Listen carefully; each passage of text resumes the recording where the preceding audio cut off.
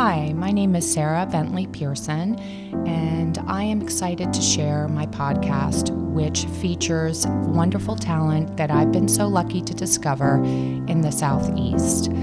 This was born out of a list that I created in 2015 called Sarah's List. And through my work in real estate, which I've been doing since 2005, and styling work, and just my personal life and my personal interests, I've been able to meet so many wonderful people, and I'm excited to share them with you. Amber is one of my most special friends in Atlanta. She married my husband and me. I met her at a big crossroads time in my life doing landmark education. And she's truly been an inspiration to me, she and her husband, Andrew. I love them both. And, I made a vow to myself when I got divorced that I'm going to be around couples that are happy and that are doing life the way I want to do it, because that will give me hope for the institution that I had lost hope in. But anyway, I love you dearly, and your coffee is amazing. We also had some technical difficulties, so we moved spaces, and we are finishing the interview in Amber's house, and it's always lovely to be here. So, you're one of my favorite people, like for real, for real. Like how we met, is always, marked on my heart. But I want to go back and how we met and just talk about your journey, because when I was reading over everything again last night, I was thinking, when we have children and they're like, what do I want to be? And then you read somebody's life and how they get there and how the journey evolves, and that they shouldn't freak out. Right.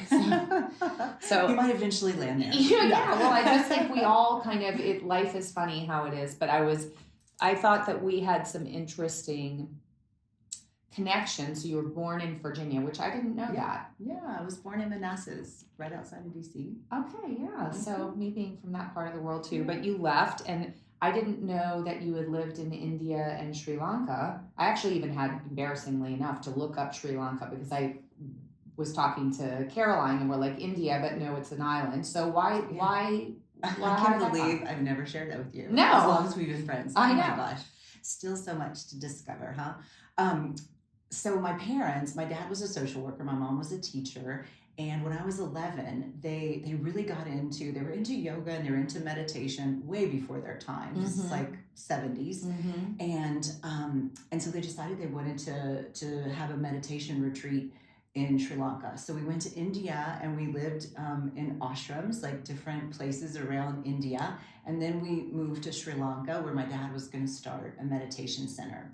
And so we lived there for a little while. And then it just, I don't know, I mean, gosh, I was 11, 12, 13. So it was almost like we got a little homesick, and also the partnership that my dad had kind of fell through. And so it ended up not being the path for us, which I'm super glad I had that experience. We lived in the jungle. We had, I'd walk over iguanas each day to, go to school. It was just an amazing experience. Of course, at the time, I was a young, preteen and teenager, and I was like, this is terrible. Totally get it. But I look at it now and I'm like, my parents gave such a gift. I'm so glad I had that experience of just getting to know other cultures and other people and see different ways of living. At one point we were living in a jungle and there was no running water, no electricity. I mean, it was really just a very different experience than what I had in America. Yeah, I get it. I mean, growing up in East Berlin, I was a diplomat's child, so it was like very fancy in things that we had a cook, a maid, and a driver, but it was East Berlin, and being behind the wall and going across the wall every day. And, at that age, you want like everything American. Yeah. And here you are in this place that's really different. But like you, I feel like that was a gift. Completely. And it, I think having that, it makes a lot of sense knowing you now too. Like you are that little like hippie, a little bit, and so it makes sense that you had that experience. And one of the things that I really admired about you when I met you in 2011, you were no longer working for Tony Robbins, but you had worked for Tony Robbins. And I was really on this journey of learning about all this personal growth. And I was even talking about a previous interview recently this morning that I'm just like you. I like to do this stuff. Like it's Oh, entertainment yeah. for me. Like Yeah, yeah. It's pleasure. it's such pleasure and it's so outside of the mundane Yeah. to do a deep dive into yourself Mhm. and have these experiences. And you and I did a lot of personal work together, and you were really nice to include me on all those things. And I know that you met Andrew, your husband, who started Mhm. Purity Coffee Yeah. at Tony Robbins. Yeah. And I have to say that your relationship, I mean, obviously I'm on the outside. It's not all Instagram. I'm sure it's not perfect all the time, but I really do admire your dedication to your relationship and also just how you both are like minded in Mhm. wanting to grow. Oh, yeah, And absolutely. I mean, don't you feel like that's really like such a blessing that you were able to attract that? Yeah. Yeah. It's our number one value is growth and learning. Because inside that, you can have everything else. I mean, absolutely. And Andrew's really cool. I mean, you know him. Yeah, He's he's just super cool.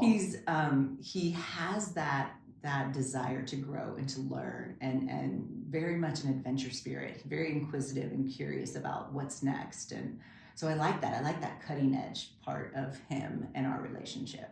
Well, and weaving to the coffee and sacred cups, I know that sacred cups for you is very much about ceremony, but I Mhm. do remember prior to you taking on this venture, you said that you and Andrew had morning huddles.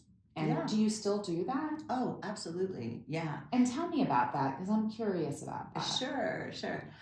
So, I mean, and you know a little bit of the history because Andrew was on your podcast Mhm. about how coffee came into our lives. We used to argue about it because he's a British tea drinker or was, Mhm. and then